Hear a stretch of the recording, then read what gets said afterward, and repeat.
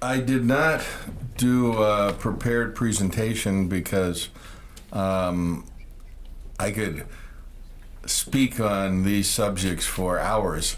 And I've been one of the people in this middle between communications and vehicles for many decades. And it was mentioned, came from Mobile World Congress, which unfortunately this year was pushed back to be this week because of late Chinese New Year. And it's the first time in more than 20 years that I did not attend the Mobile World Congress because I had to be here for the Geneva Motor Show and events earlier this week. But the evolution, as was mentioned, of automobiles and communications continues to happen. We see that in the Mobile World Congress. I know many car companies had exhibits and had people there. We've seen it at Consumer Electronics Show, where cars now are one of the really big parts of the Consumer Electronics Show. But generally it means, slowly but surely, we are adding more and more computer and communications technologies to our transport system. And ITS, name we've used for a long time, Intelligent Transport Systems, basically is adding computer communications technology to transport. And as you're in it every year, it looks like it's slow. If you look back where we were 20 years ago, we've made a lot of change. So automated driving is obviously one of the future steps that will make a big change for both people and society. Technologically, we are getting closer to be able to do it. From a government, economic, political, whatever words you want to use, strategy, we're still struggling. It was mentioned earlier, which is right, that around 1,250,000 people are killed by vehicles in a year. And tens of millions of people are seriously injured. Within the next 5 to 7 years, we can reasonably deploy technology that would probably be able to, as it's fully deployed, and of course it takes time because cars last for a long time and nobody in the car industry has figured out how to get you to throw away your car like you throw away your phone with a new one. But the technology reasonably would eliminate at least 1 million of those deaths and 80-90% of the injuries. Now that means you will still have maybe 250,000 deaths and 5 million serious injuries. How do you set up the structure that allows that to happen? We can wait until we can be perfect, and maybe in 2050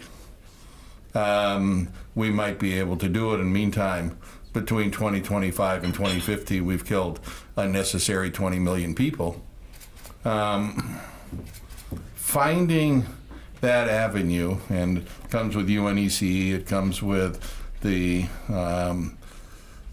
suppliers and the vehicle manufacturers. It really is a government discussion to figure out how to enable something that will significantly improve very important areas. World Health Organization has for a number of years at times made vehicle accidents its activity of the year. Machine kills man. Politically, very hard. Man kills man, we do it. We use a machine to kill him. But as we go to the automated thing, it will be machine kills man. There are some simple ethical issues. Do I decide to hit the old person who's standing on the side of the road because a young kid ran out in front of my car? That's for somebody to decide. The engineers can figure out how to do it if they get guidance on how to do those things. That's one small area where we do have ethical things that have to be handled to be able to do these things. Was discussed earlier about data and driver owns data. Do I as a driver have the right to say I own my data, so I won't send the message that says my car has found the road slippery and let somebody else come along with their automated car, not know the road slippery, and cause an accident? That's, again, something that has to be considered not just as a technical thing. It's not just a privacy. It is a very fundamental piece of government strategy, policy, decision making that has to be done. So, as was discussed earlier, UNECE WP 29 meeting next week. I certainly, as part of the ITU contingent, will be there. We're struggling through these things. Technologically, we've made real progress. I do not know how we're going to handle it. My perfectly working automated car cannot do anything about as it's going down the road properly and somebody runs in front of it. No time to stop, nothing to do. I can't perceive that this person who's ignoring the traffic rules has entered the road. It was asked about why are these things harder than airplanes. Well, one of the things we've done with airplanes, we keep people off the runways and stuff. We don't have people around. We have pilots. We've locked the doors even for the in the planes so that people can't interfere with it. In cars, we don't have that choice. We can't say, okay, here's the road and nobody gets here.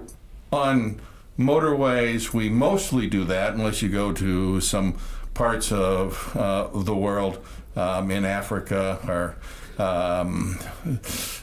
less developed South Asian areas or what have you, where you still do have people running across the motorway. But we don't have in a city. We drive around Geneva, very complex structure.